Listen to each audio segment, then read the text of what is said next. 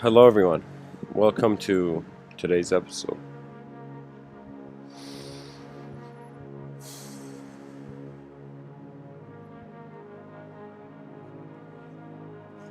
The truth must exist before the simulation can.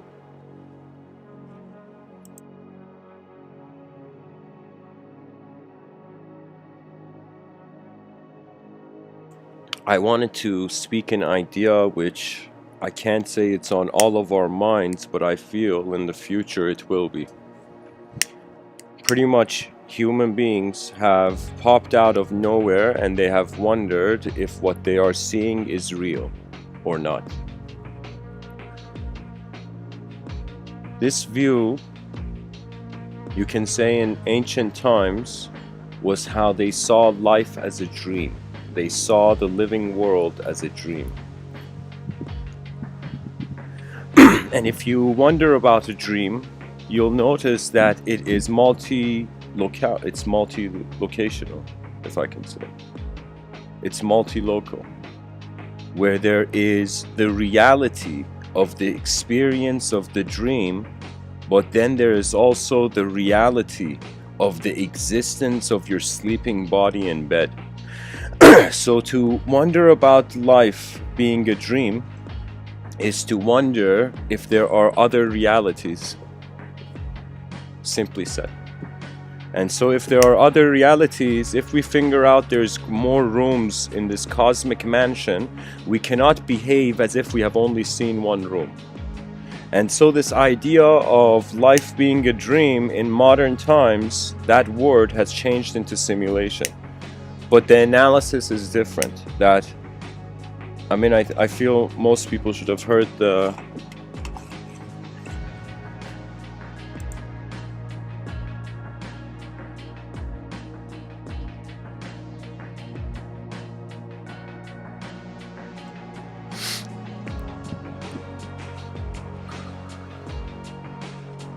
idea of the simulation hypothesis theory is that human beings will advance their technologies to a point where it will be indistinguishable, as some have said, from reality. What that means is our technology is allowing us to bring our imagination to life.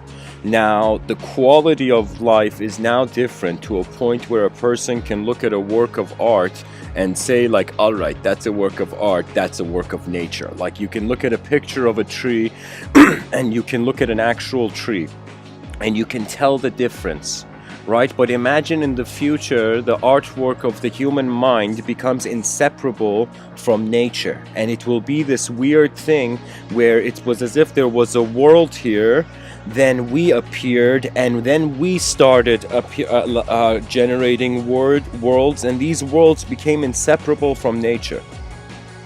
So what I'm trying to say is, whether you see it from art, from whether video game technology, whether you see it through nanotechnology, cloning technology, human beings are moving towards a point where the artificial is going to be you can't tell it apart from reality, you know. So right now you can say it's kind of like in cyberspace, you know, like a multiplayer online game has different people log into the game, and people can log into the game, into the multiplayer online game, and they can choose their characters, hair, face, image, shape, do you know?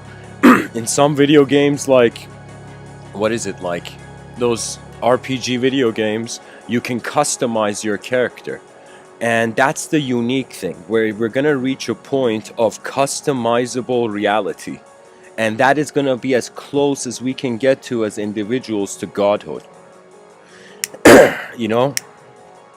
It's kind of funny. It's like back in the day they believed in God. Now people don't believe in God, but they're subconsciously trying to be gods. It's funny. It's funny that we are either personifying ourselves or we're personifying the world.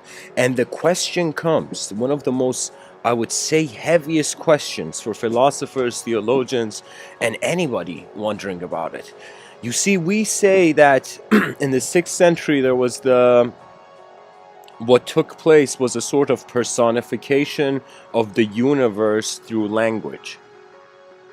That means human beings were worshipping objects, then they moved on to subjects, and subjects were found to be revealed in some sense, like popping out of nowhere.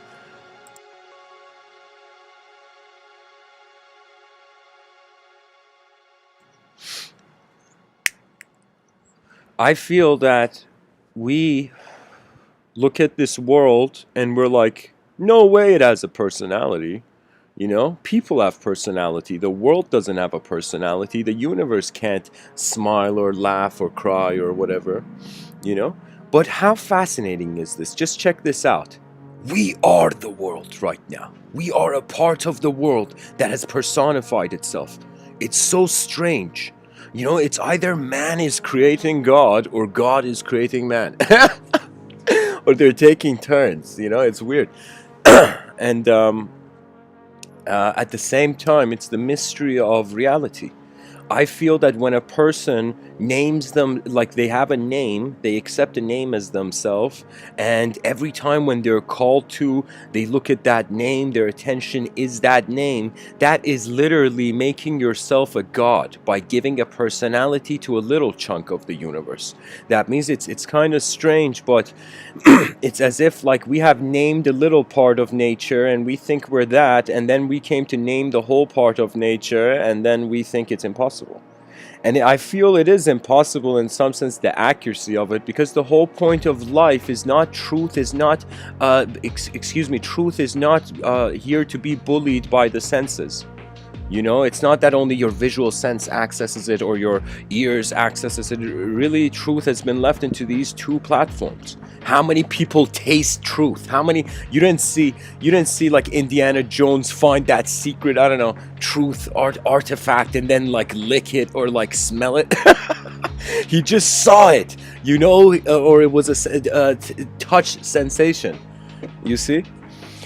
So it's pretty much the eyes are fighting the ears over the validity of the world structure, which we actually need all the senses to be certain of. We have let our eyes to be in the driver's seat of our intelligence, and yet at the same time, we are not seeing all that we are.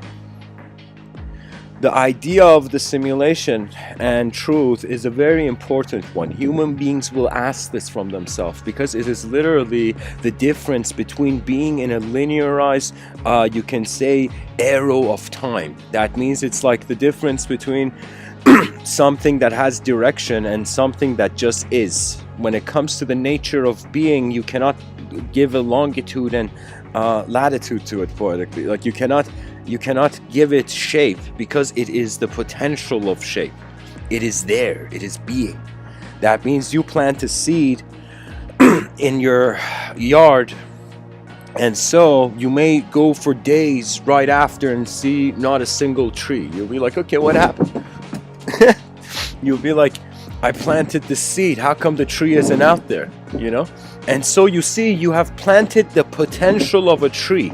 The rest is destiny. It's kind of like how I feel when I give these talks. It's like, this may sound a bit odd, but it's like saying goodbye to a part of myself.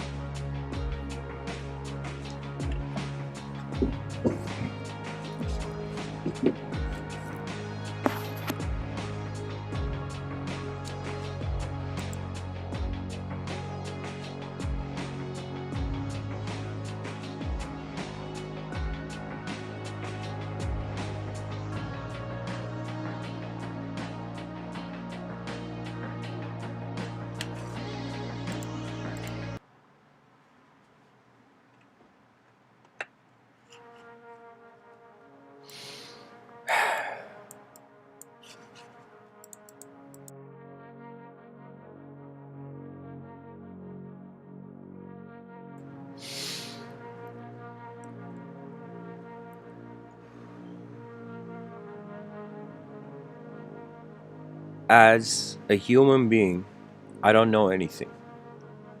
I am limited to my sensory perception being like a candle. That means wherever I move, this candle illuminates a certain proximity, a certain range of the space-time continuum, and then the psyche is in the mind. It's just obvious. It is engaged with the work it gives itself. But if I was to wonder about myself beyond human, I can tell you that I feel as if there is a part of every being that is energetic. This has nothing to do with personality. This has nothing to do with ideology, nothing to do with your belief. It is how energy instantaneously is existing. And there is a secret there that I will tell you that many have tried to penetrate. And you know, it's as if like, imagine the Logos is your tour guide and you're passing by like you're on an airplane and you're flying past a very important place. And it's as if hearing the pilot speak through the speakers, as if the secrets of energy and attention are for energy and attention. That means there is so many ways to shift the attention before the dismantling of the elemental constitution of the body.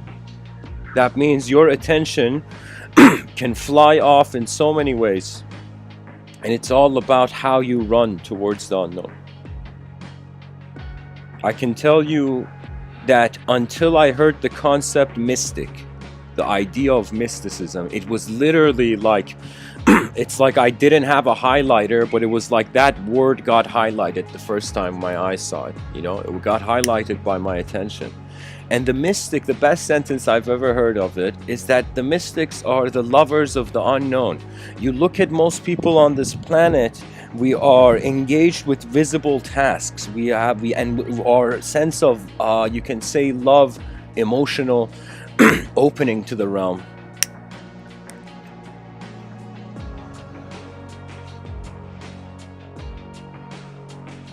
Our species is moving towards an era where communication is opening up to multidimensionality. That means for the first time, you know, I'm personally like declaring things in these talks, but but I will tell you, I feel we have comfortably reached the proper bunker of human consciousness, in the sense that the consciousness has remained unknown.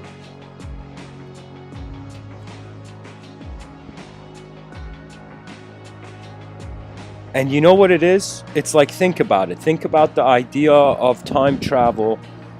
Think about the idea of a future self coming back to the past and telling the past self, hey, you got to do something else. Like the past brushed its teeth with one type of toothpaste, and then the future self came back and said, you got to brush your teeth with another kind of toothpaste, or the future is going to be it's like you got to change the future.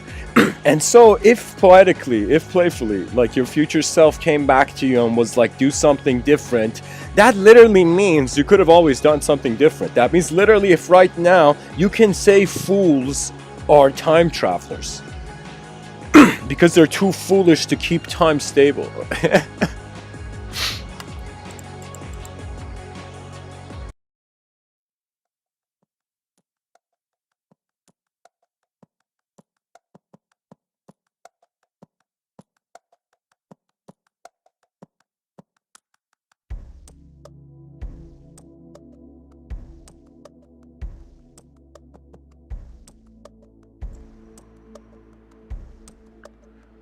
Plus, you can't have a simulation without a truth.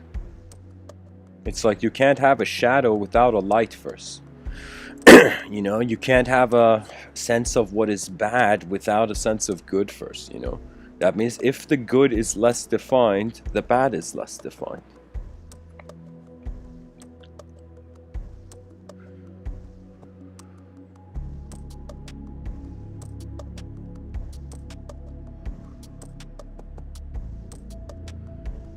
That means you could think this world is a dream, You can think this will consider this world as a simulation, and it could be true.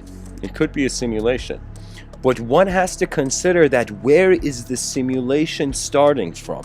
Right now, our species cannot fathom beyond cause and effect. Have you noticed? We can only fathom a cause turning into an effect, right? And those people who you can say are have more of a metaphysical inclination towards some sort of devotional truth, unconditional devotional truth, those are just people who, so pretty much you can divide the people of this planet, people who feel the cause turned into an effect, people who feel the cause is still around, it doesn't matter that the effect is here, but the cause is still around. You know, the cause didn't change, and there's some people who feel the cause changed and is no longer around. So pretty much it's just how free will is reviewing itself in matter. That's the cool game of life. You can say that these words are a simulation if silence was here before. You can say all matter is a simulation if space was here before. And you can say all knowledge is a simulation if the unknown was here before. You know, why do you think I'm being so playful with knowledge? It's not that I've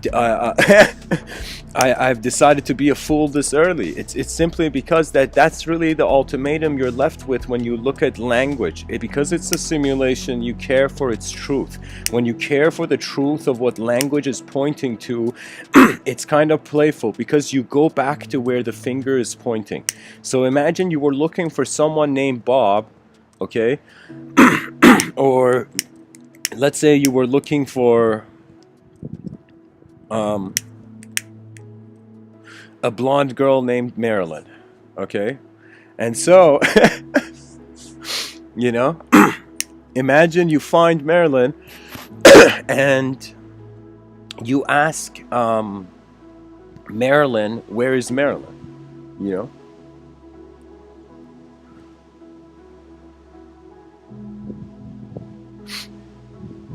You know, or okay, here, let me use another example.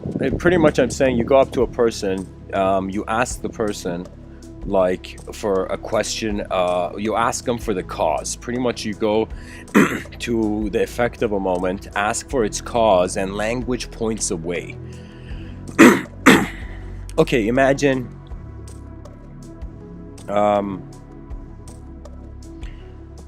God, let me see if I can find a better metaphor. Okay, it's as if, let's say, you're in a third world country, you're in a developing country, and you see that the public servants of that country, for example, the police officers, they have a sort of arrogance and ignorance. Okay, so and it's like a person being in an emergency, going to a police officer in a third world country, telling the police officer there's an emergency, and it's like that police officer pointing to another police officer. Do you know, I pretty much want to say like that's the example of like language. You know, language points to a truth outside, but it's actually from within. So the finger pointing is a distraction from what is actually there. You know, that means, let's say happiness. Let's take the idea of happiness. Let's say somebody wants happiness and they've been searching this life for happiness. They're like, I'm never happy. What is this shit? You know, like and so let's say you're a person who's been looking for happiness, and your happiness, the reason you haven't found it is because it's a certain defined happiness.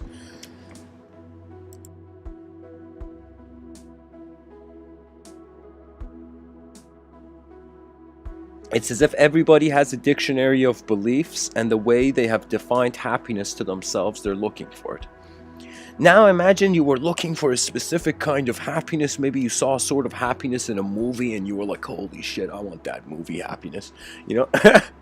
And so you keep chasing this happiness and you don't find it. And imagine you find the happiness at the end of your life. At the end of it, you find this happiness. You know, this one moment of happiness, this one missing puzzle piece. Then imagine you suddenly realize you could have been happy about anything. That's the truth. Happiness is just how much you're content with in the moment.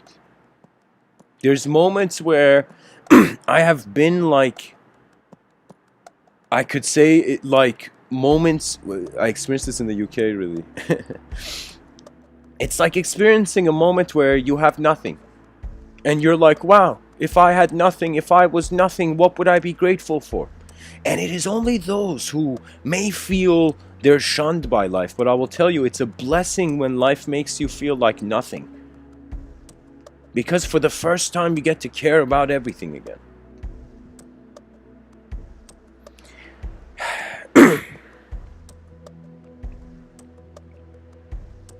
Happiness is unconditional.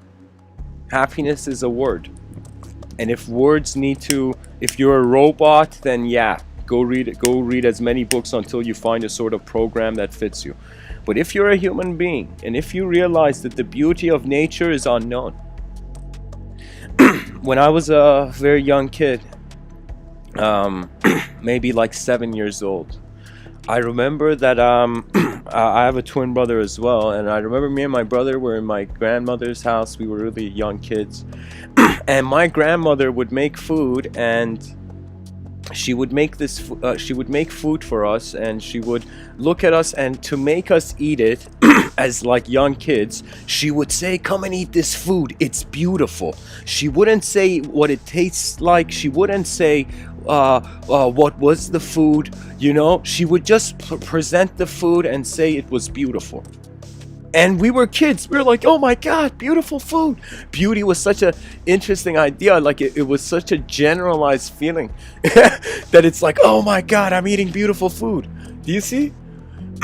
And so it took me years to understand like that shamanic wisdom of my grandmother.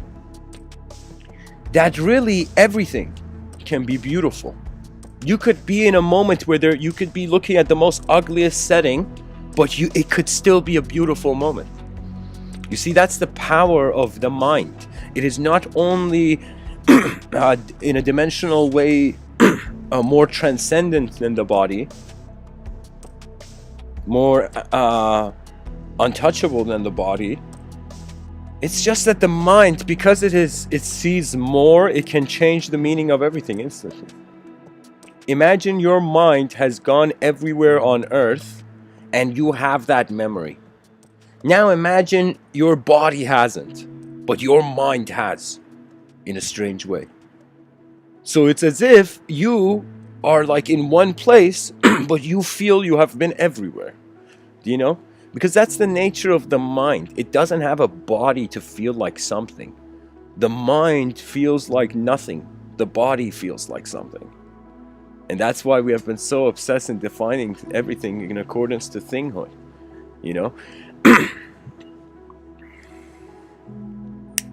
We are object worshippers. And then we became subject worshippers. Then you can say we became behavior worshippers. And now we are realizing attention has never moved. And then that means the end of worship from the beginning.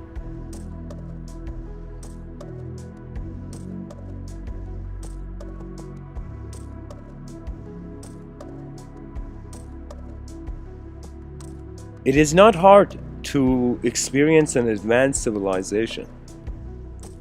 It just has to do with sincerity of attention. That means it doesn't matter if you have good people or bad people on this planet. It just matters that what do these brains pay attention to? That means like, what is the brain doing here?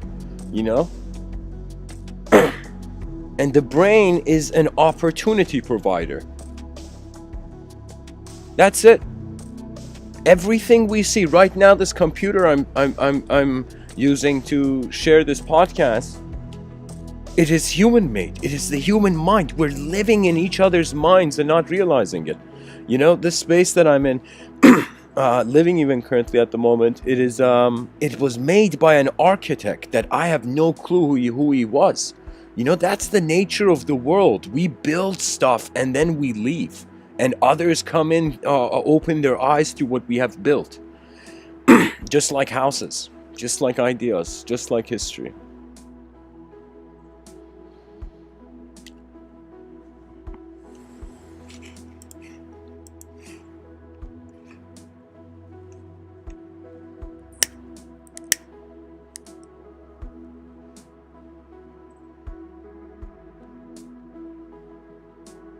You know, I was looking at the Animal Planet, and you know how you're like sometimes switching from channels. Like I remember this when I was a kid. I think I was in a hotel as a kid. Like I was changing the channels of the hotel, and you'd suddenly see like you'd see Animal Planet, like a crocodile's face underneath the water, or like a cheetah chasing a gazelle or something, you know. And the next channel you would see breaking news, something about politicians, and I was like, look at it, every channel we're showing animals.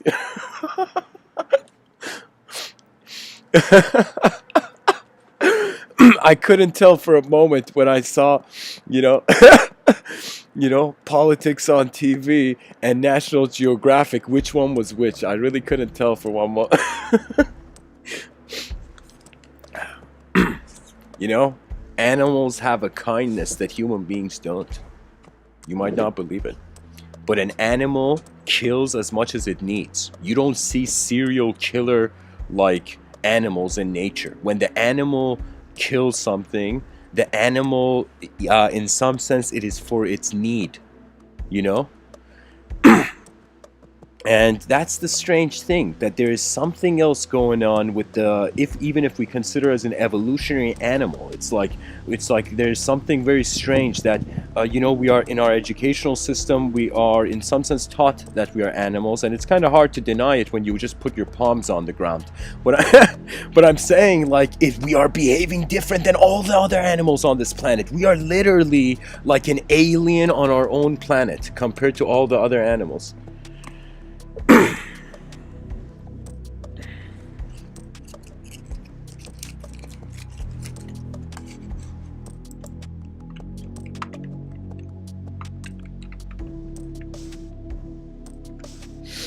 You know, there are some who just speak, and there are some people who hear their own voice before they speak.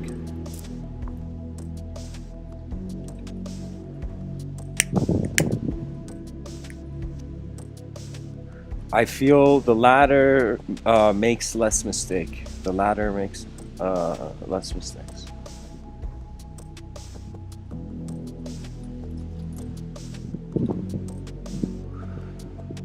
And you know, what I feel most people don't realize is that attention is working with energy. That means it's as if like the mind is here to use energy as a vehicle. The body is here to use energy to be itself, to be something. That means when I look at the purpose of the human body, it's just to grow. Like, what's the purpose of a seed? You know? Technically, we all came from seeds.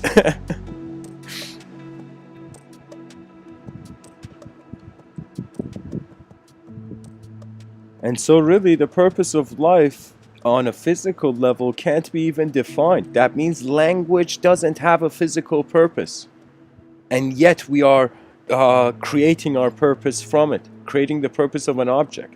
That means when you look at a chair, it's just stuff. Do you know what I mean? It's just color in a strange way. You know, I'm sorry, it's not just. I'm saying, like, to the perceiver, to the conscious perceiver, like, the world appears as color, appears as form, shape. That means you see color when you open your eyes, you see outlines. That means I could sometimes, when I look at nature, I could just see everything as like a coloring book where it has been colored in already, pretty much. And that way you notice all the outlines of the tree or anything you look at.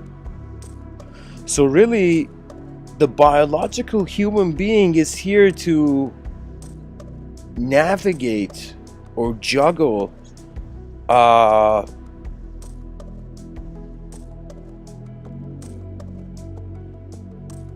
color, depth, design, and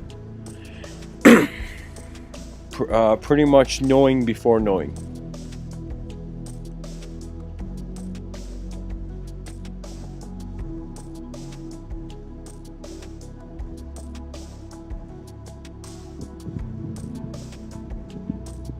You know, I hope to see the day where every human being in their lifetime, at least once, they go in front of the mirror and they ask themselves if this creature in the mirror deserves an advanced civilization. Do you deserve your own advancement?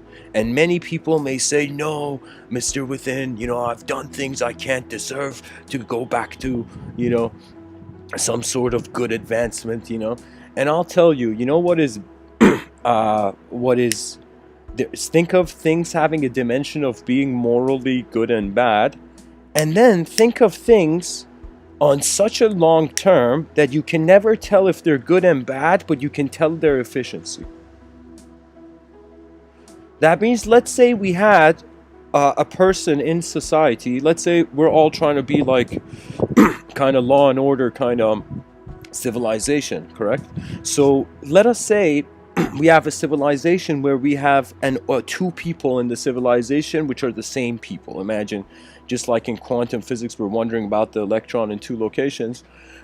Simultaneously, we're wondering about the location of two human beings that are the same human being. And imagine one human being is good. You're seeing a good version of that human being in a parallel universe. And in another parallel universe, you're seeing a bad version, a chaotic person. What does that mean? That means you can see how this person has a potential to be good. You can see how this person has a potential to be bad. Now the thing is, because we have built a civilization for the first member, for the first type, for ordered beings, chaotic beings have no home. And it's strange. And I have thought about this problem for so long that even, let's say, we enforce this law that there was no violence, like there was forcefully, let's say AI was everywhere and AI could instantly dismiss violence or whatever. So I thought about, like, what happens to that, all that energy that wants to express. That means whether you see a person as chaotic or ordered, like whether somebody is punching someone or someone is punching a punching bag, do you know, they're both punching, they're both physical beings just moving, right? And it's just the consequence of their movement. That means we cannot judge chaos and we cannot judge order, but we can judge the consequences of them.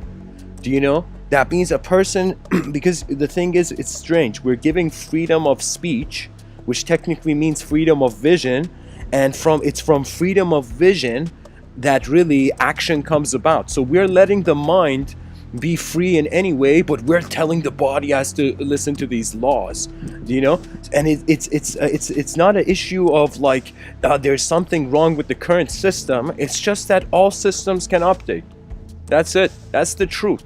There's no freedom to fight in an endlessly updating world. There's no world to control in an endlessly updating entropic universe. You know?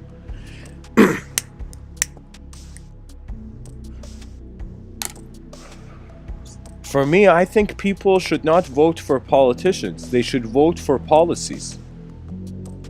That means, think about it in the future, like, I don't know, 200 years, some futurists say earlier. But let's say AI comes into the scene. We have an advanced, communicatable with the human being sort of machine, a self-autonomous, sovereign machine, you know?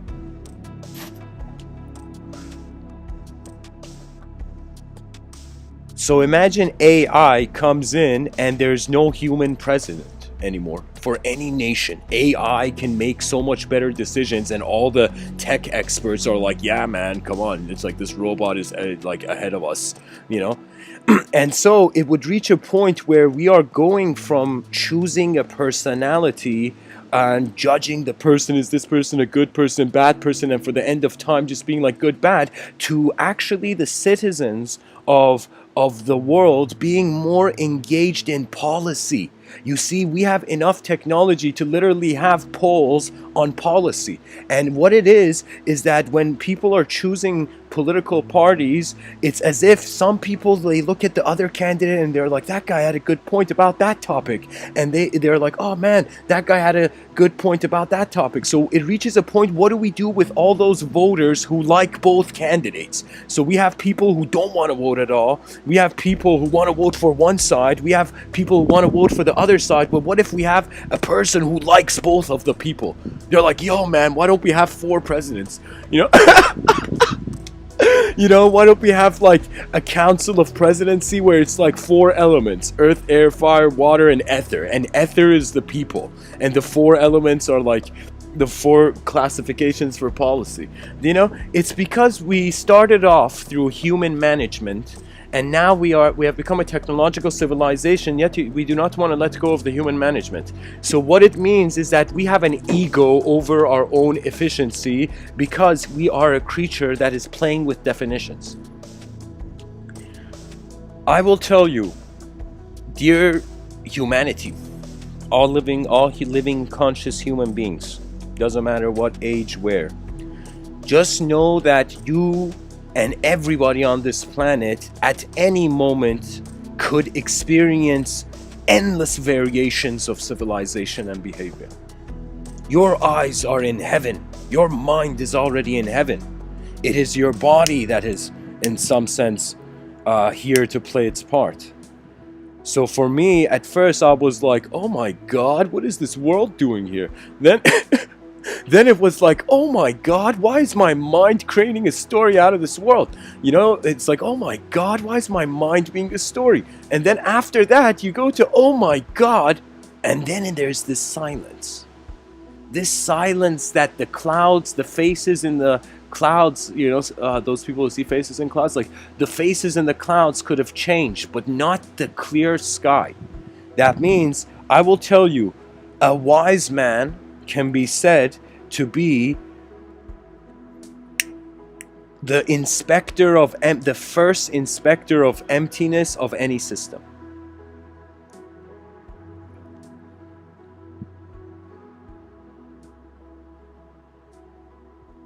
Notice emptiness and don't fear it, and you won't fear how things can become full. Pretty much that's what I've learned so far. If you don't fear the less, you don't fear the more. But if you fear the less, you will fear the more. And if you fear the more, you will also fear the less.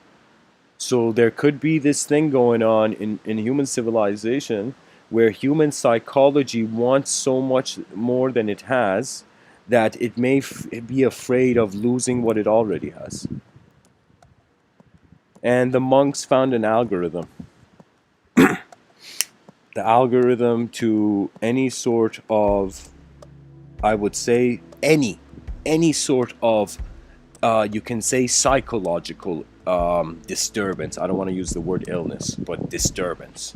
You know, we are a growing creature. Illness is your own definition, how sick you feel. I mean, of course, there is physiological, you got to care about your physiology. When I'm saying like how you see your body, that is up to you. If you want to dishonor its physical existence, you're free to do so. If you want to honor your physical existence, you're free to do so. You know, last time I checked, pilots really care for the airplane they're in, you know. But they also care about getting the passengers to the destination, you know.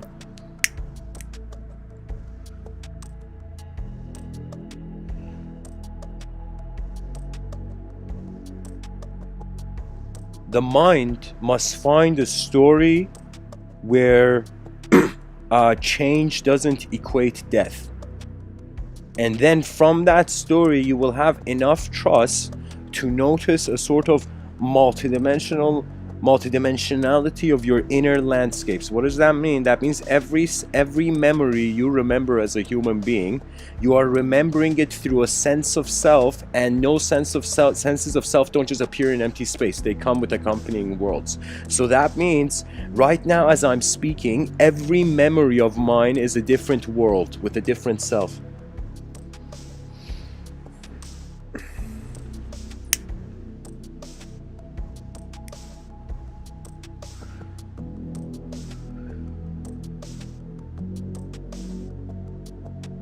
You know, all that is requested from leadership.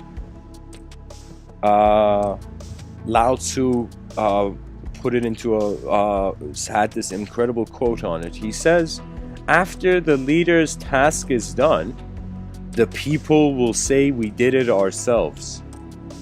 That means if there is a leader that wants to do everything, the leader wants to do everything himself or herself, that leader is leading himself or herself only.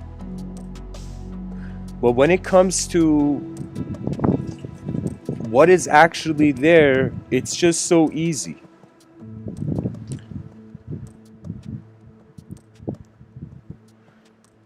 We're all just children playing with words, dressed in more aged bodies, really. Because as long as you have the memory of your childhood, you're still that. You still have access to the behavior, to the patterns of that.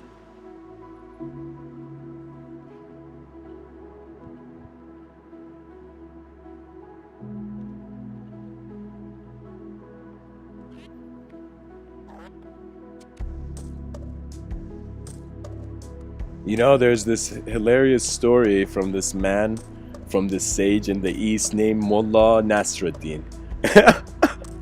This guy was such a silly sage. So Mullah Nasruddin is with his friend, like in a bazaar, in a busy market, and there's a store where he wants to buy something from it. Mullah Nasruddin, this, you know, ridiculously, like you could say the guy had been enlightened through hilarious incidents in life, you know. And so what happens is Mullah Nasruddin sees this giant lineup, and he sees his friend, and his friend's like, wow man, it's a big lineup, what do we do? And Mullah Nasruddin's like, I got this, you know. And Mullah Nasruddin suddenly says, hey everybody, I heard on the other side of the market they're selling the same thing but half off. And suddenly, and Mullah Nasruddin says this in such a way where everybody's like, oh my god, you know, and people start running, the whole line starts clearing up, and everybody starts running, and Mullah Nasruddin's friend is like, oh my god, Mullah Nasruddin's a genius, you know. And so, but Mullah Nasruddin's friend suddenly sees something strange. He sees Mullah Nasruddin also running. Also running with all those people towards the end. And he shouts at Mullah Nasruddin, and he's like, yo, why are you running? Do you know? And he's like, I don't know, man. There may be actually a deal half off in the other end. And that's the moral, you know?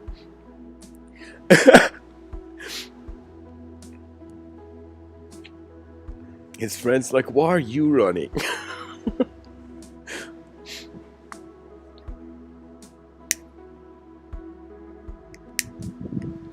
I will tell you, be a human being, and you have surpassed the greatness of, I would say, anybody just care for human life.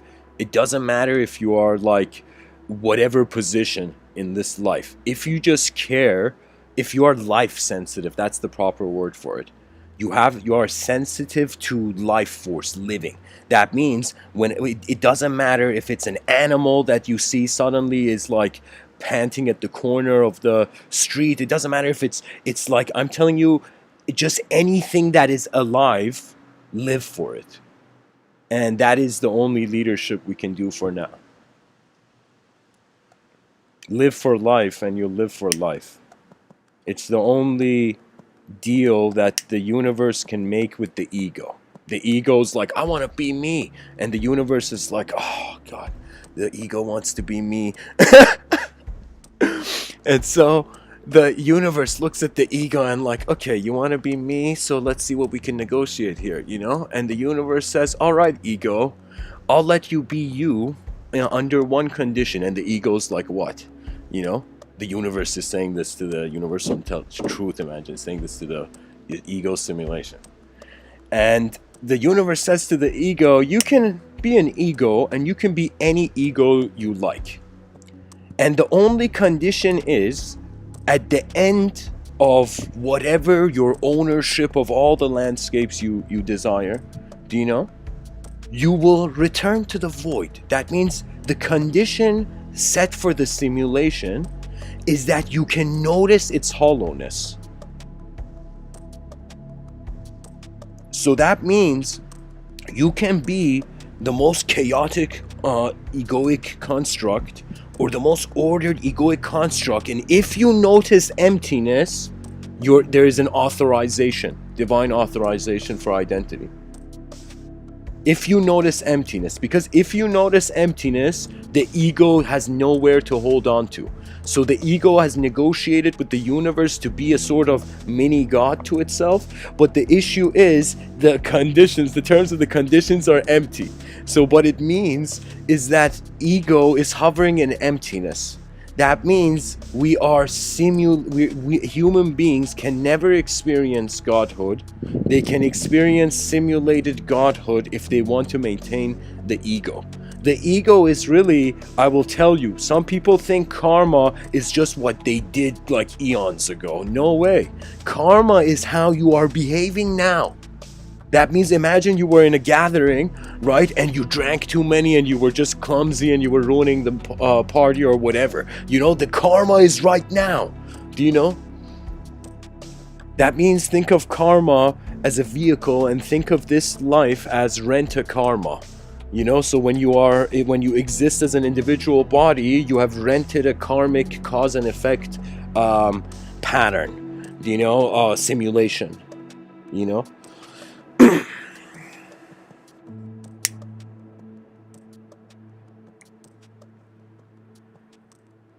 The body, due to its temporary nature, will always fear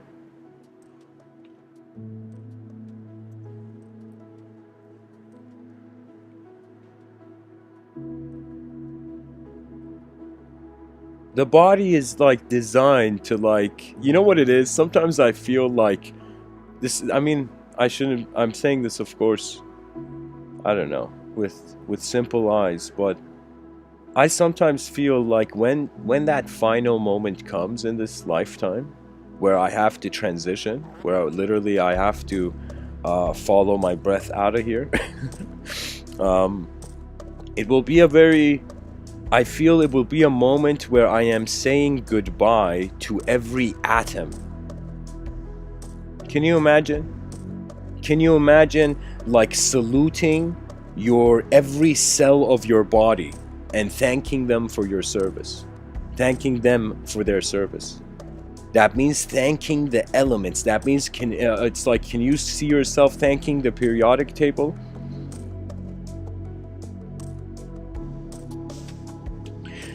Really what it is we are giving life by being life to our moment. And so I honestly feel people don't realize it, but we are so much more multidimensional. We are so multidimensional that you can't even talk about it. And I had to create a term for it called the language threshold. And that is I will tell you, it is the most important concept. The language threshold, those 3 words, they are words for the most important thing that I feel the human mind can notice.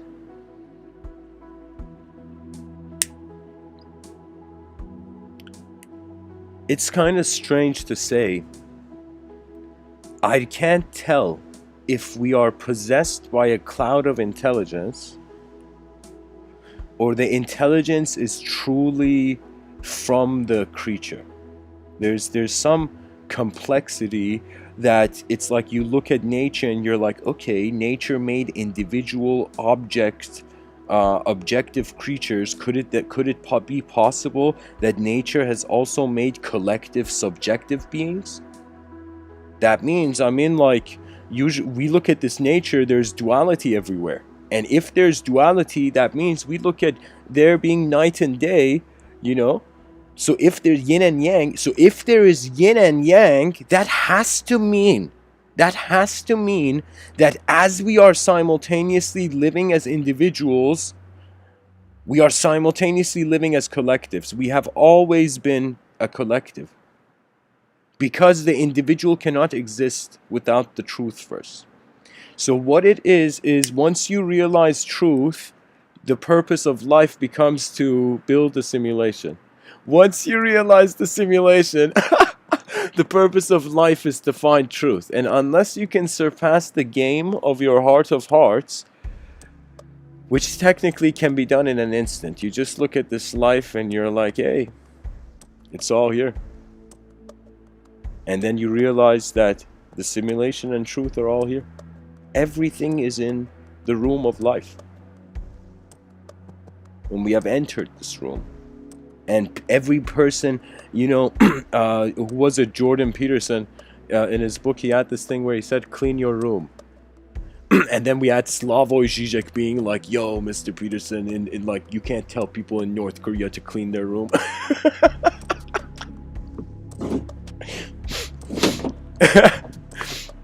But really what it was is that the issue is not like cleaning the room, it's cleaning the universal room, and then choosing how the species likes to look at itself in the mirror. We are not authoritarians by nature. That means any human being who stays in a power position too long, you become used. Not by physical things. You become used by nature. That means for me, the view I have in life is really that it's all a walk. And as you walk in this life, the way you have chosen how to walk suggests the energy that finds you to be used. That means think of yourself as a toroidal field, and think of it that everything that is coming, think of yourself like there's this energy donut, like you're the center of this energy donut.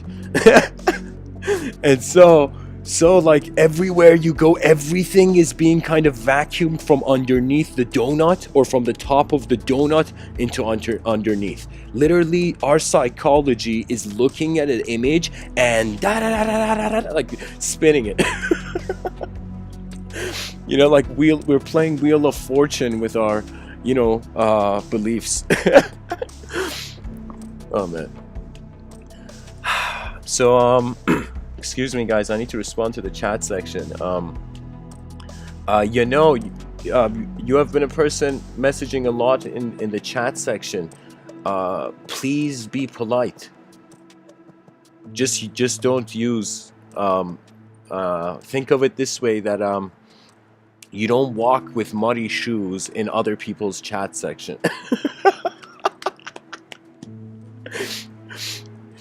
But thanks for the engagement, though. I know that you know. Anyways.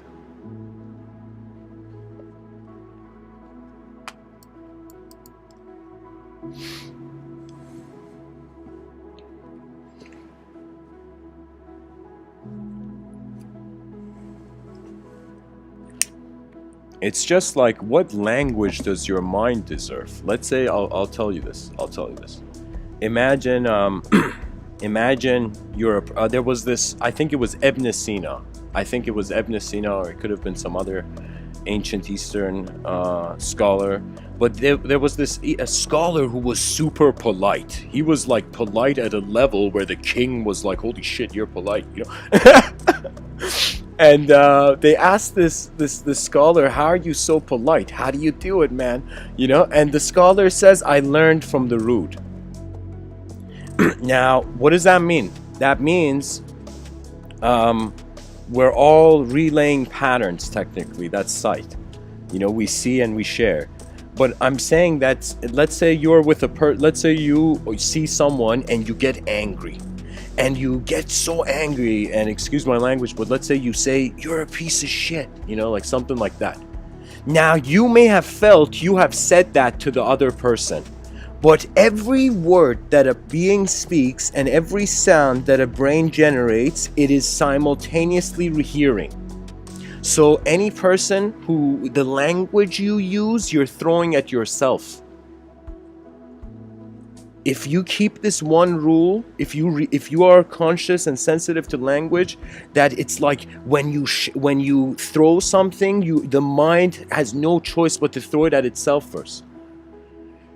So every person, any person that literally curses the outer realms, curses themselves.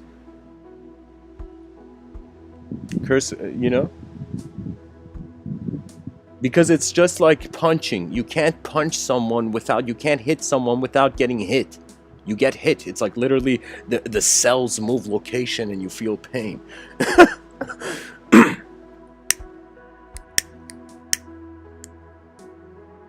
There's more to life than just remaining as an animal.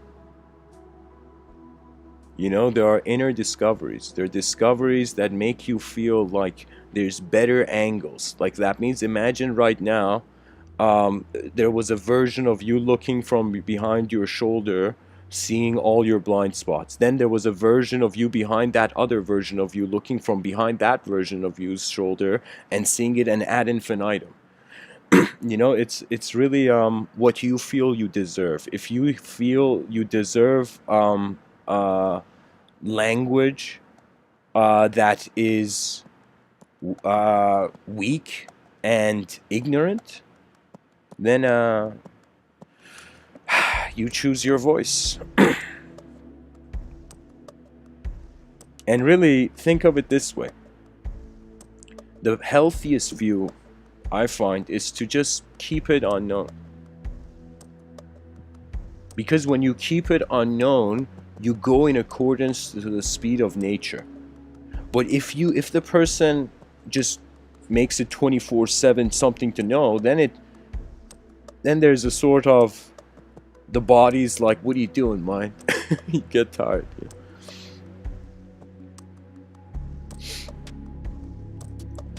That means imagine an advanced civilization. An advanced civilization would be so advanced that, let's say, two people were just insulting each other verbally, and an advanced communicator from an advanced civilization, an advanced communicating officer, from an advanced civilization came and was like, you two people shouldn't insult. You two shouldn't use words. You two can go into a cyberspace simulation and hit each other endless times. But in the outer realms, we're going to make it as if like if the whole cause, if there was a galactic audience and they were like, what are the human beings doing? We are cleaning up our civilization, organizing it. That means, just imagine there was this advanced alien in the future that came to Earth, and this advanced alien was a neat freak. This was an advanced alien extraterrestrial neat freak, and this extraterrestrial neat freak was like, oh my god, why is there so much, why is it so messy on Earth? And instantly, before the extraterrestrial decided to invade us, because it was a neat freak, it completely organized everything, And upon organizing everything, it couldn't invade, A neat freak extraterrestrial that fixes up the civilizations before it can, based on its reasoning, invade them, You see, there is this thing that just we say nature is like a vacuum.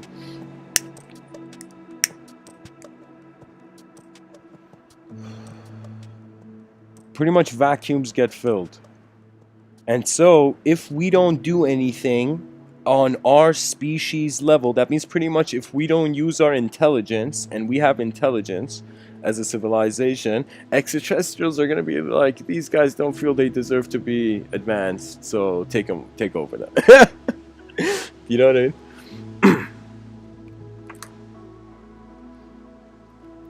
And guys, of course, this is if an extraterrestrial has shape, then I would say when we have yogis on this planet, that's adorable. That's not an advanced alien.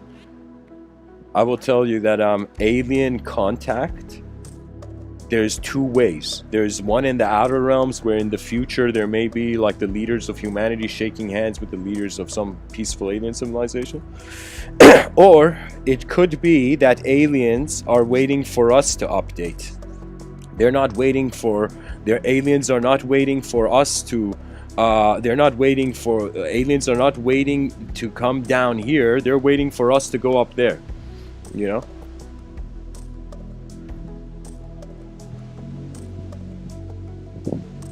And I feel a sky city is the sign. That is the greatest message we can send the universal sector if there was suggestively a multi-dimensional, if in the unobservable universe all the planets were imagined populated.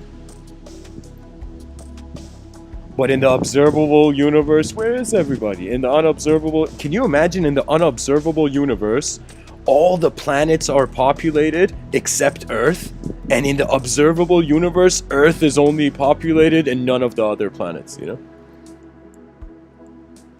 And imagine all the other planets are waiting to be in a reunion, you know?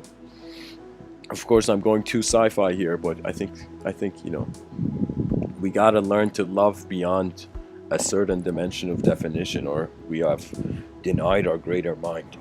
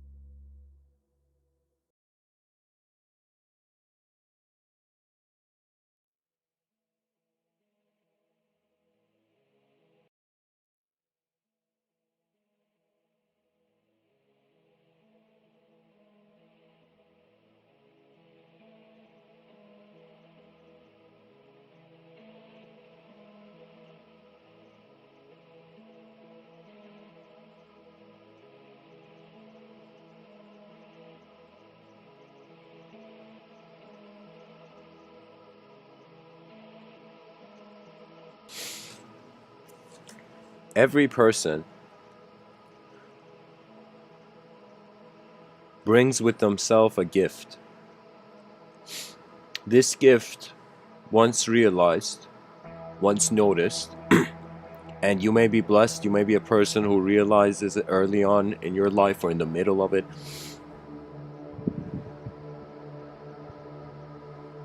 This gift will then be left to a choice for your ego, for your personality. And your personality has to choose if it wants to live for the world through the self first, or it wants to live for the self through the world first. I would say it was fully after 2000, it's like I felt I went through intuitive phases. Up to 2011, some sort of karmic quarantine. Then up to 2016, 17, 16, I would say, there was a sort of karmic classroom I was in. I felt my intuition was a sort of classroom. And I wasn't the only one in it, you know. I felt I was learning from a field.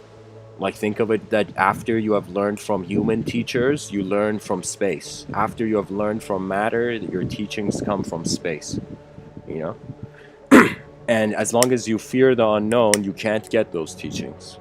And it's not because I'm saying you can't get, it's because the fear brings you back to your last checkpoint of comfort, your comfort checkpoint. And if you keep coming back to your comfort checkpoint, then you will at some point just stop implementing an effort. So I will tell you, when Dylan Thomas in his poem says rage against the dying of the light, he says, do not go gentle into that good night, rage against the dying of the light. That dying of the light dies when you stay in a comfort checkpoint and you don't go and establish new points. That means it's like even wolves are doing it, where they go and they they go and piss out their territory, so, and I'm saying that for the human attention, it has to explore and then justify. It's not enough just to see something, you have to know what to do with it, or the sight was meaningless. That means, what's the point of seeing someone or having someone tell you how to do the best, basketball layup, and at the same time you don't want to even touch the ball? It's like, what's the point? It's as if the message was hollow because the listener was, maybe,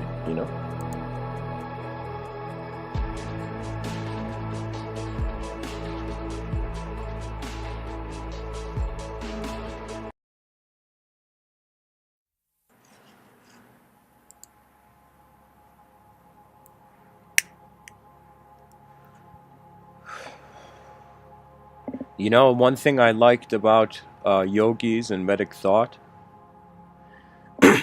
was that they were not afraid. They were not afraid of their imagination. They were not afraid of the edges of their vision.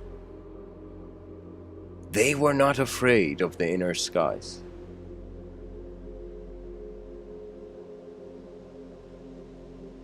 Why? Because at the end of all analysis, at the end of all the "why am I here" roars at the sky, you are left to just go forth. That is the law. That is the hidden law of nature.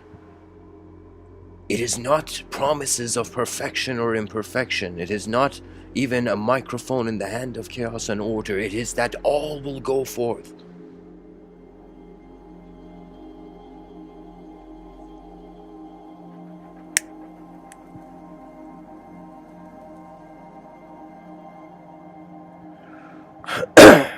In my inner realms, I would say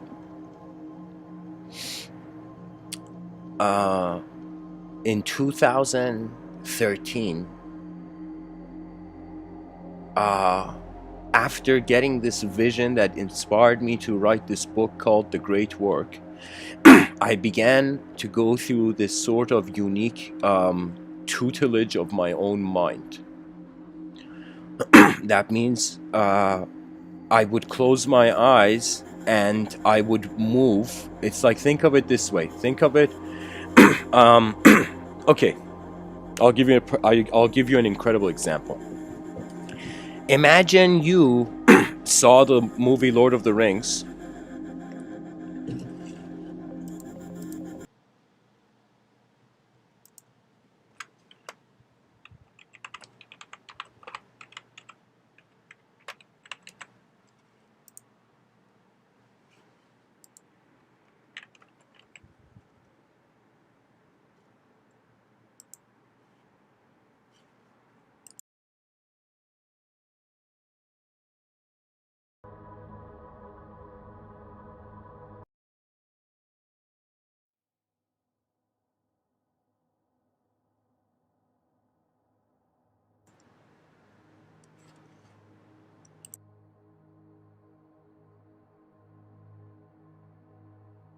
People or bad people on this planet. In 2013,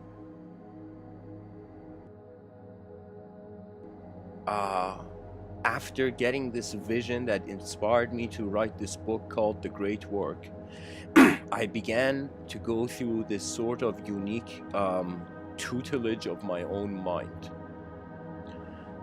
That means I would close my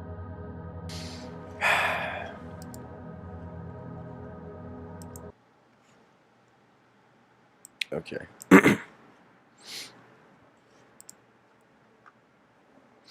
So, sorry guys, to continue.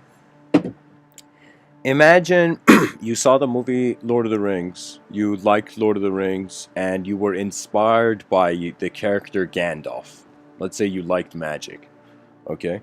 So you really liked Gandalf's character and his transformation into some superior power and whatnot, you know? And so let's say then you got stranded on an island like the movie Castaway, like Tom Hanks, okay? And so imagine you were on an island and you had read no metaphysics book, nothing, nothing about in religion, nothing in anything else. You had just seen Gandalf as a sort of archetype, you know? And so imagine you are sitting on that castaway island and you have no idea of what's going to happen. And you're there and you just sit by the beach and you close your eyes for a moment and you just try to see what is going to happen. And suddenly imagine you have been on this island for a while and suddenly you notice, suddenly in the corner you see something like Gandalf walking up to you. And you feel, oh my god, is this a mirage? What is it? Have I been on this island too long? But Gandalf walks up to you and says, find the staff. Like imagine Gandalf just hits his staff to the ground and says, find the staff, right? And instantly you go find like a weapon. And you have no idea, you have no even, let's say, survival skills, but just your mind is trying to endure. That's how multidimensional the mind is. It will use imagination to get reality where it wants. And so what happens where it truly knows it should be? And so you imagine this guy is alone on an island, castaway situation, but his mind has animated, his inner realms have animated Gandalf. And then Gandalf, suddenly his staff, at the top of it, suddenly a flame appears. And Gandalf says, your staff needs to have flame. And then he says the guy can't create a flame on his staff, so he has to go find fire. And one by one, let's say all his survival instincts through the face of Gandalf are like guiding him to continue and survive. The mind, once upon being exposed to abstract landscapes, in some sense becomes equipped with modalities of representation to itself. Do you see? So in that setting, it would be Gandalf. Now, if, let's say, back in the day, it was a religious thing, do you know? If you had a religious context, an angel maybe walked up to you and told you to have faith. You see, so these are you can say the way the mind is communicating itself, so beyond an object and also beyond the point where the subject doesn't know what to do anymore, but is remaining attributelessly as intelligence. So I am telling you, in anywhere you are, if they even literally like you were teleported to another planet and you had no idea what to do, just attune to your honest resonance. That is it. That means in a complex situation, first try to see what are the simple dimensions that there's free will has a possibility in. That means this is the nature of life, that it's like the person's walking and then suddenly, a wall just got thrown from the sky in front of them. Do you know? And so the nature is like it's designed to show you that you are never what just you think. It's designed, this system is designed in a way where the individual you have the option, but you can never be what you worship. If there's a you still worshiping. That means it's like somebody wondering, how did worship turn into warships? You know? And it is language's movement in the eyes of creatures.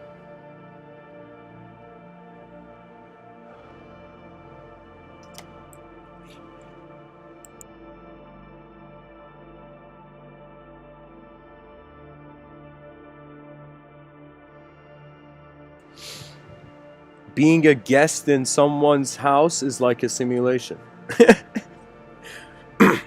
Being a guest in a world is like a simulation. The world being a guest in your mind renders the world as a simulation. Attention is the magnificent mystery. It's like a weapon that we all have, but nobody knows how to use yet, and we're still trying to figure out.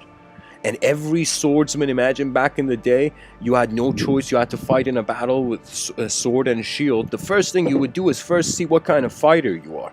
You know, you might be a fighter that a shield like doesn't help you.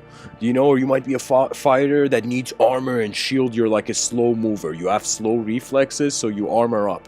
You know, so it's like trying to understand how the attention has arrived and why it has arrived.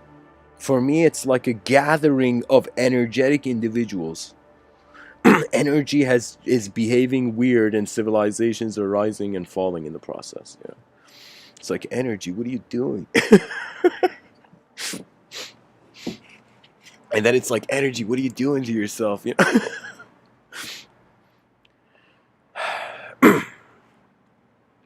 The truth must exist before the simulation. And get this, before a child learns language, I have a personal memory of being like, I don't know, I think I was like maybe, like, I don't know the exact time, but I just remember being a kid in a cradle and seeing like the room. And I was just looking. There was no personality. There was no name. There was no belief. There was just this feeling of seeing. And that feeling of sight is here before everything we are using language to pinpoint knowledge in. I am telling you, our knowledge is thin ice because language is. So it's reaching a point where that observer, unknown observer, is becoming the ultimate conclusion of the scholar. It's like they ask the psychologist, you know, it's like, hey, what's happening with the mind? You know, and the psychologist is like, hey man, it's just, there's no way we could know. We can't know. We're just telling people something so they don't feel we don't know anything, you know? And really what it is that it's not that we don't know anything. I'm just saying we don't know enough to feel we know anything, you know?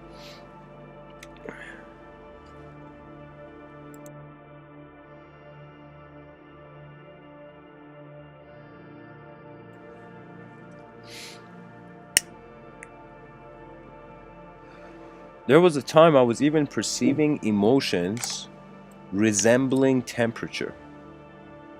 So I would tell you, there's emotional language even learned before the person becomes a character with a name in a story.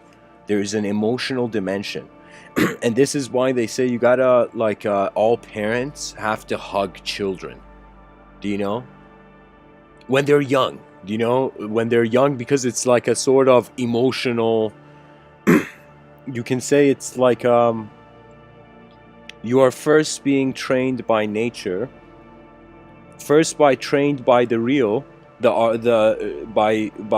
it's like first reality trains you, then your imagination trains you, then there is no teaching left for your imagination, so it comes back to reality, and because there's no teaching left in reality, there is nothing else anymore needed to do for the self. And then the only thing really left for the selfless and the non-dual is the world. That's it. When you're done with the mysteries of yourself, you come to the world. Yeah. That's what I would say. So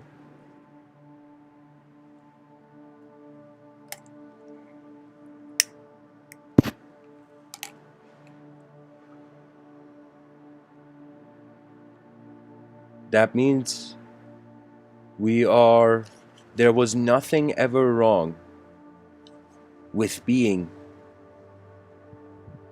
There was only wrong when we did things that was unaware of how we were being first.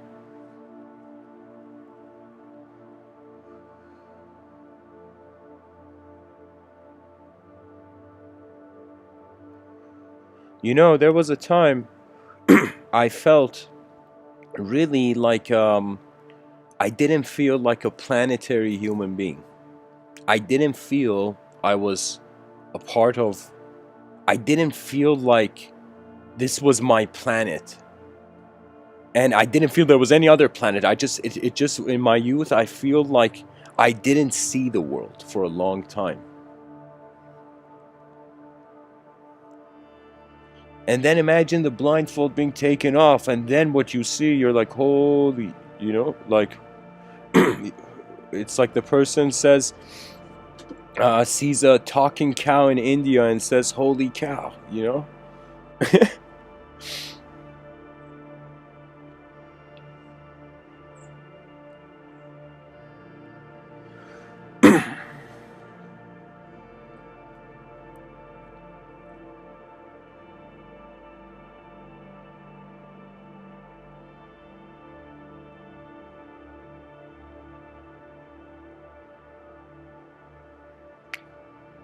Either there's no secret, either we are all the secret, either the secret is divided, or the secret is infinite. That means even if the secret wanted to be told, it is so vast and massive it can't even be told. So do you see, these are the four outcomes. We either care for what we see, we either dismiss it, we either dismiss what we see, we either become what we see, we either observe what we see, or we endlessly just expand what we see. Pretty much think of it as spectrum between 0 and infinity. And in between there is 2 more points, 1 and 2. So you can say the journey from the void to the infinite has 2 stations. The station where you have to realize you're a singular being, then you have to realize you're a dual being, then after that you can access infinity, but then the teaching of the infinite comes back to the void, and this is why Fibonacci's sequence is a spiral. That means in order to develop a metaphysics that is engageable, it has to connect to the sensory perception's purpose. That means sometimes I feel there's no such thing as truth. People are using moments to be true. Because a truth, it's like if the ant realized there were human beings, the ant wouldn't be wondering about the ant anymore. And so it's like I am honestly saying, we laugh at machines, but there will come a day where machines will laugh at us if we keep doing so. If you dishonor the potential of efficiency, the inefficient is like an instant permission for the inefficient to attack you.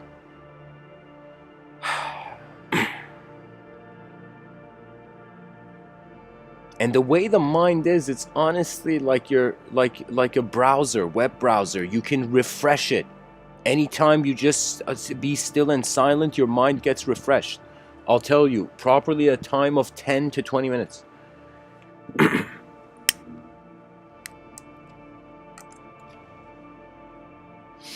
The truth must exist before the simulation. I couldn't write it there, but can be experienced. That means there has to be somewhere for something to happen. That means if your truth is something happening, there has to be somewhere for it to happen. Now, then the question comes, what does locality mean? And anytime there's multidimensionality, this is where I feel the intellect gets the most baffled. When a cake that has been cut up into pieces, and imagine there's a room where there's one cake.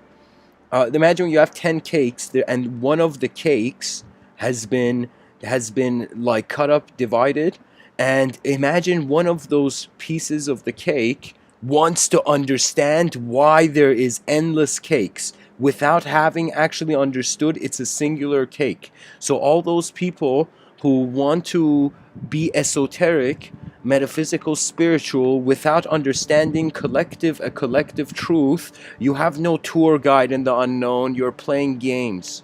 You're throwing. It's like I would say the modern esotericism is like throwing an anvil above your head and wondering, oh my God, is something divine going to happen?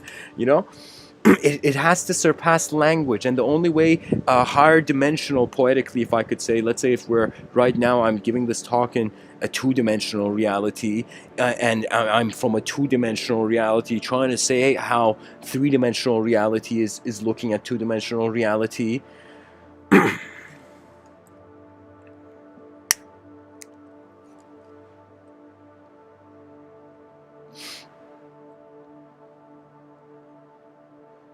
When there's more cakes, life can't just be a piece of cake. It surpasses just a behavioral response to such a multidimensional, dare I say, situation.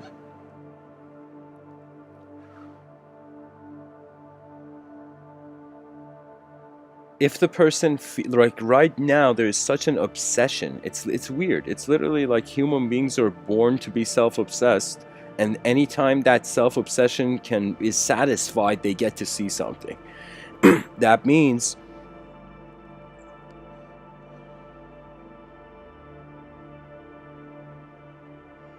you know your mind because you're being it. That is the deep truth of it. That the questions of the doer are answered in its own being.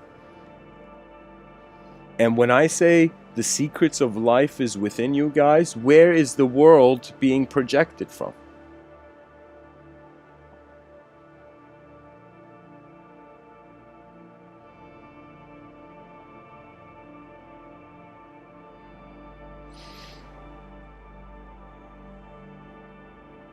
You know, sometimes I feel it is strange, like, don't think I'm not like a selfish person, you know?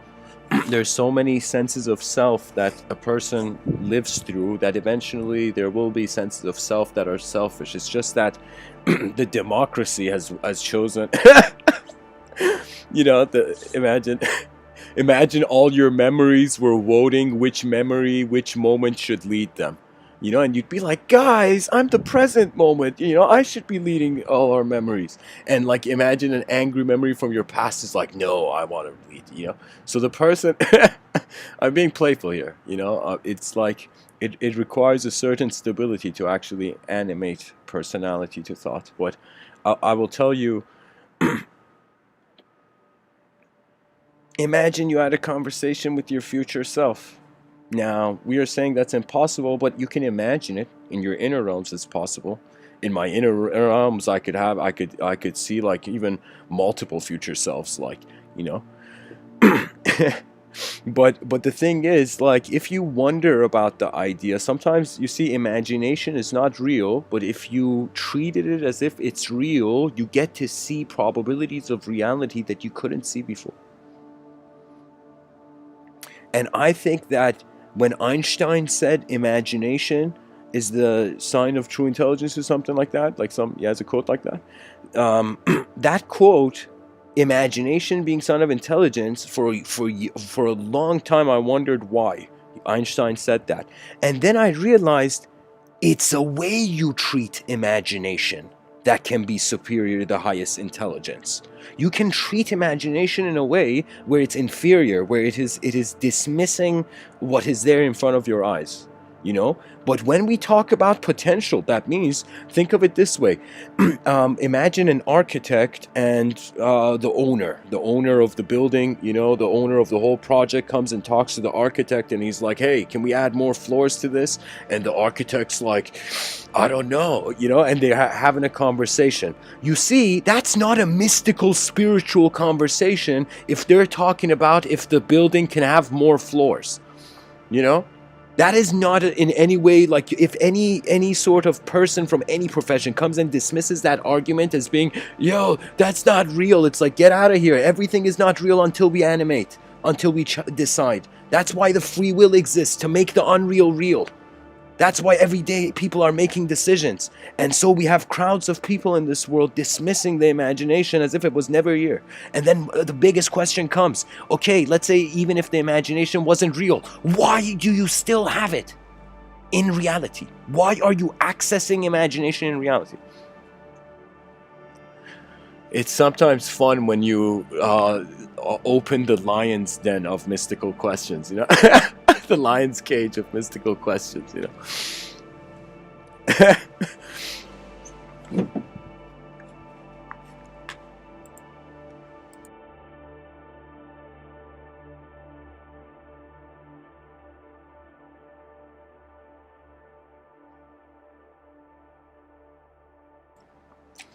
And honestly, like, here's the view, right? Even if the person entertains a sort of all truth comes from the self, that technically means your sense of self is going to remain with you more than the sense of world that self is in. So while you're in a world, it makes sense to serve a world if at the end you're going to be left with yourself anyways. Do you know? That means it's like when Socrates was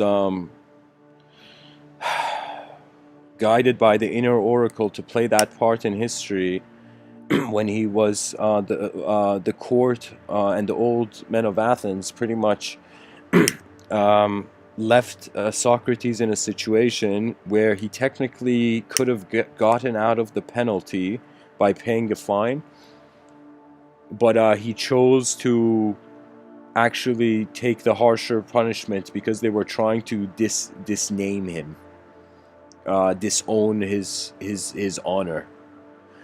And so it's kind of messed up. Socrates chooses to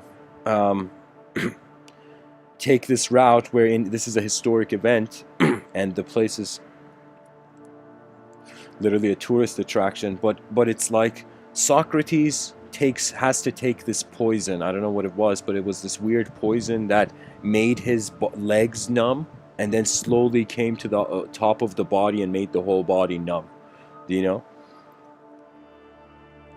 And so Socrates, before even taking that, taking the judgment of the court, he was in this strange situation. Not strange, but he's in this last moments, and there was this view that when a person is about to leave this world, some great spiritual power finds them. There is this thing in mysticism, at least in mystical circles, where when you're about to leave, just like an airplane with the force that a jet or like a spaceship flies beyond the atmosphere, it's as if it's like the energies before their release, it's like they're going into their last stance, you know? But in a spiritual context, technically. I don't know if I can say technically, but in a sense, yeah. So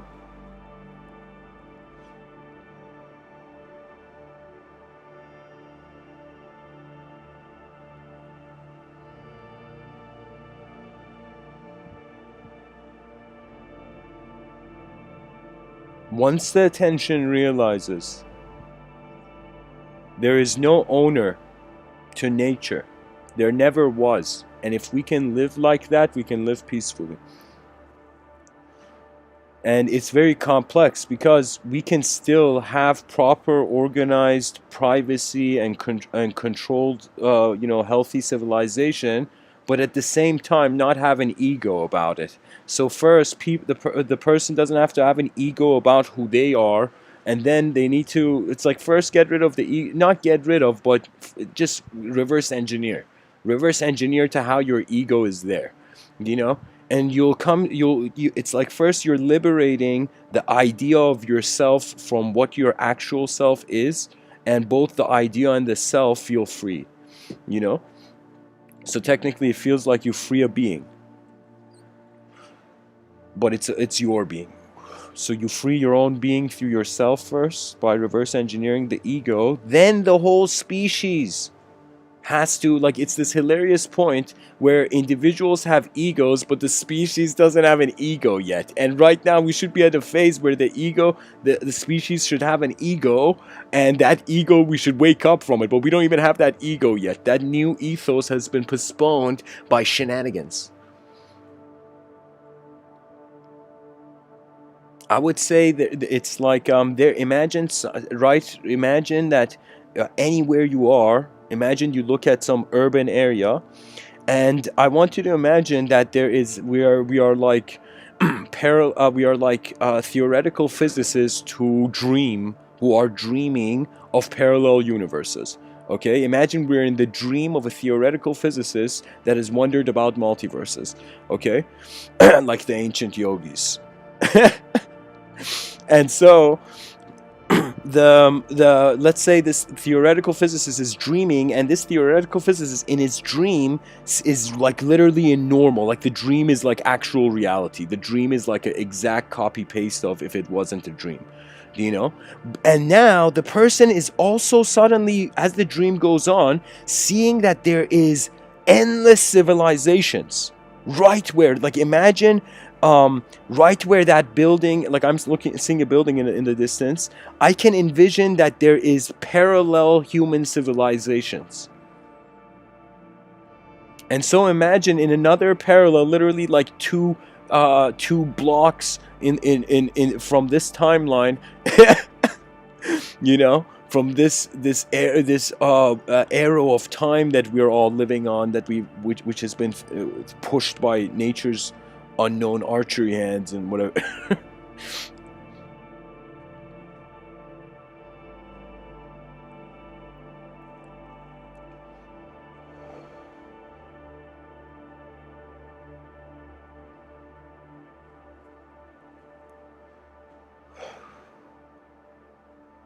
I will tell you that the mind is giving a message to the body that there is many parallel ways the body can activate itself.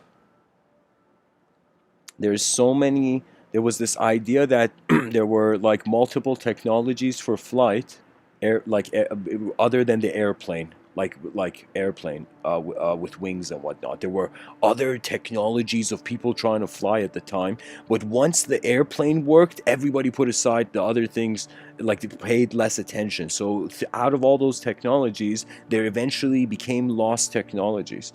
And really, the responsibility of a citizen of a civilization is to actually, in their behavior, make a decision of what kind of world they want to echo on. And this is why you suddenly realize you deserve, for example, politeness. You deserve integrity, honor, you know? Not only self-discrimination, but the discrimination of realizing how this world is designed to change. That means when we're all changing beings, we cannot relate by anything other than that change. We are evolutionary minds, and evolutionary minds surpass the form, shape, depth, color, and all that.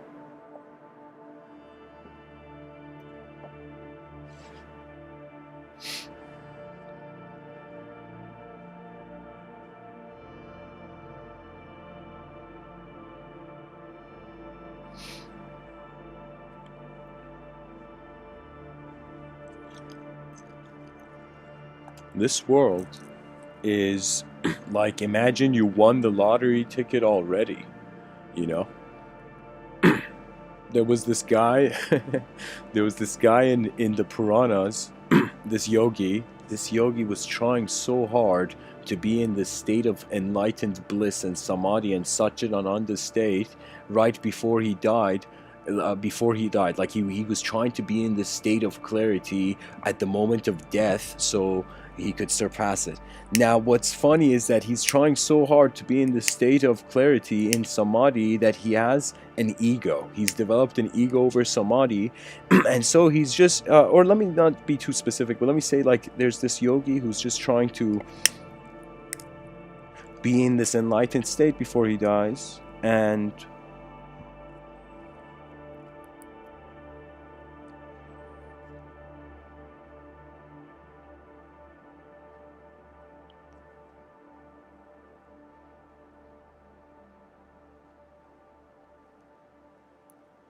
And pretty much what happens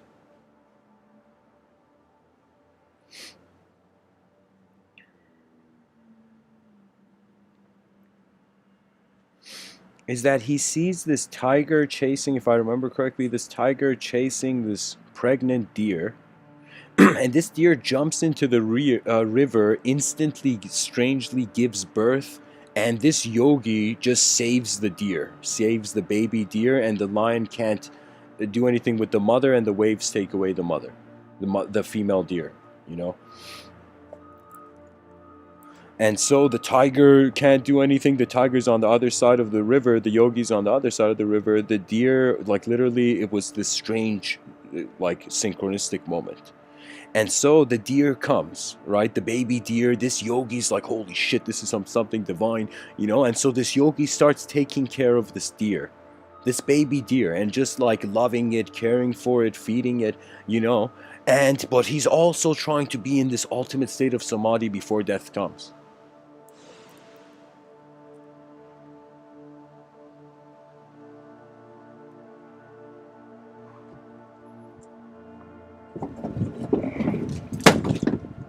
There goes my coffee. Holy shit. Sorry, guys.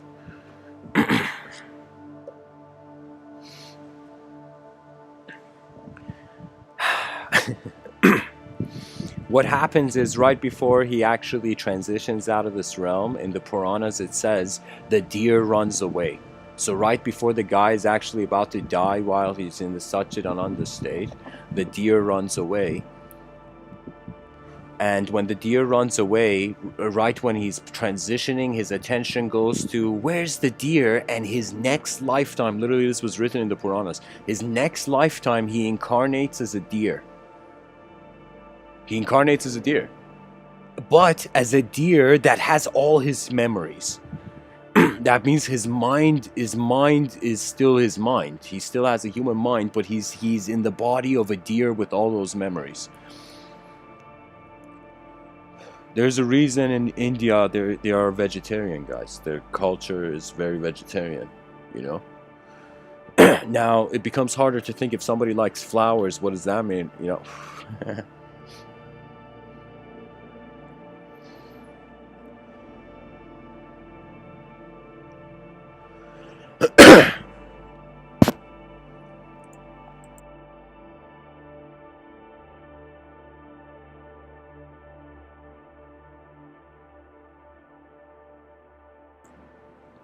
The yogi then, as the story goes, he incarnates back up the ladder and even transcends it and all that. I honestly think it was pretty much Rishi Vyasa was writing his own past lives or something like that. His own experience of his former self before this self. Indian metaphysics is fascinating, guys, and it's so put it like a book in like in Vedic metaphysics. If Silicon Valley, if all those tech companies in Silicon Valley who are trying to build AI and like cyberspace, they're trying to connect the brain to computers, just go read Vedanta. Just find someone in your company and tell them to go find all the ancient books, the Gitas and the Upanishads and the Vedas, you know? I don't know if Elon, you're listening. People can dream, guys. People can dream, but they can also awaken, you know? It's like they're like, follow your dreams, and then it's like, you know, when you're following them in the middle, they're like, awaken to your true nature. Like, what the fuck? I've been following my dreams. Which one? What do I do, you know? So the only way is, if your dream becomes to awaken, that is literally like you found a way to efficiently pilot through the system. That means let us dream of greater ways the civilization is existing to itself. Let whoever you are praying, you know, in this world, pray for mankind's kindness, really. We just have to, literally all our prayers should be like, all right, future generations, don't freak out, don't kill each other, just keep going forth, look ahead, you know. And so that's pretty much the strategy, to make the future realize they deserve more than what we believed.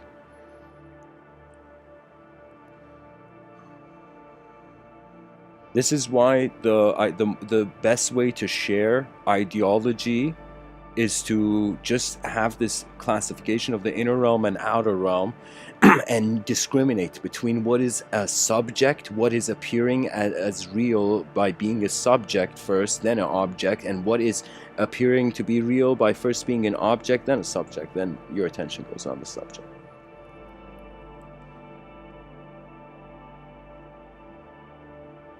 Yusuf in the chat section says, there's a part of us that doesn't change, and everything else that changes is a confirmation to the changeless part that it is changeless. The more you recognize it, the more you become it. You can't become it, because becoming is a verb. You can't become it. You remember it. You remember yourself as it. There is no becoming. There's no verbs at some point. Then the yogi's like, what do I do then, meditation teacher? You know, exactly. Exactly. You come to the unknown, and you become, you first stop exiling your inner child. That means you accept your memories for what they are. Whatever you have done, you just look at everything that has been done so far, your psychology has endured through, has been sculpted through, and you just look at that statue that has been left right now. And you look at your past, and like a younger brother, like your past is like your younger brother, your future is like your older brother, strangely. If we had that analogy, that means you have to take care of the past, but you have to help the future. The future is more important. The future depends what happens even to our understanding of the past. In your inner realms, you can always be a king. You could be whatever. In certain cultures, they felt the spirit of animals could even move to human beings. That means there was a person, like people would fight, or I would say even in martial arts, like Wing Chun was designed from a crane and a snake fighting. Like that martial art was extracted out of the techniques and the resembling of like the crane's neck and the cobra's thing to like the hand positions, right? So it's an embodiment of the forces of nature. So let's say you're a martial artist using like, I don't know, the tiger technique or whatever, you know, which pretty much is like freaking out your opponent by growling at them and like making claw hands. I'm joking. It's way more incredible than that. But like, what I'm saying is that it's like, when people would fight back in the day from two different martial arts systems, it was like two animals fighting.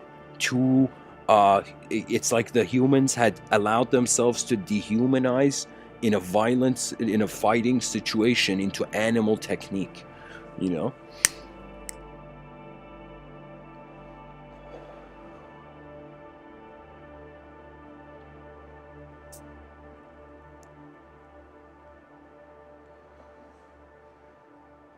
So anyways, guys, thanks for listening. I will see the audience in the Discord for those interested.